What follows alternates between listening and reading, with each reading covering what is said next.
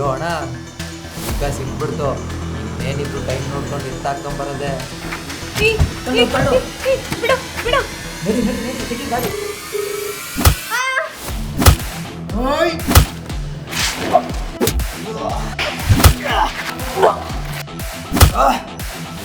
Madam, ನೀವು book ಮಾಡಿರೋದು ನೆಲಮಂಗ್ಲ, ಈಗ ನೋಡಿರೋ ಚಿಕ್ಕಮಂಗ್ಳೂರು ಅಂತ ಇದ್ದೀರಾ?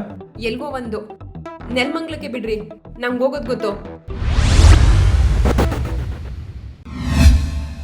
ನೀನ್ ನಂಬ್ಕೊಂಡ್ ಬಂದೆ ನೋಡು, ಒಳ್ಳೆ ಬಹುಮಾನನೇ ಕೊಟ್ಟಿದ್ಯಾ. ಇನ್ಯಾವತ್ತೂ ನಿನ್ ಜೊತೆ ಬರಲ್ಲ. ಇವಾಗ ತಾನೆ ಅನ್ನೋ ನಂಬರ್ ಅಂದೆ, ಅವ್ರಿಗೆ ನಿಮಗೆ ಗೊತ್ತಿರುತ್ತೆ ನನ್ನ ಬಗ್ಗೆ.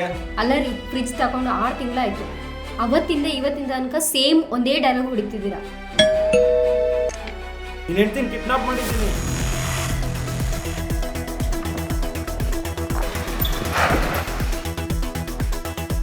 ಏನೋ ಮಾಡ್ತಿದ್ಯಾ? ಹುಡುಗಿ ನೋಡು ಅಂದ್ರೆ ಆಂಟಿ ನೋಡ್ತಿದ್ಯಲ್ಲೋ.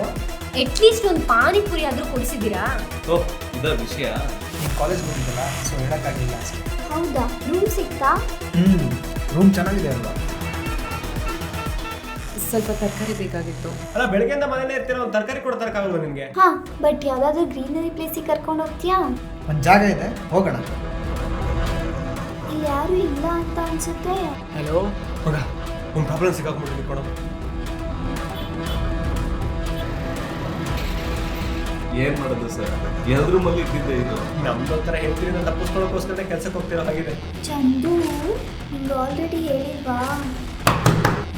ರೀ, ಏನೇ ಯಾರಿದು ಸೌಮ್ಯ?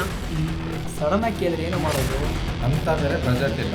ತಗೋ, ನಮಗೂ ಒಂದು ಚಾನ್ಸ್ ಕೊಡು, 5 ನಿಮಿಷ ಲವ್ ಮಾಡ್ತೀವಿ.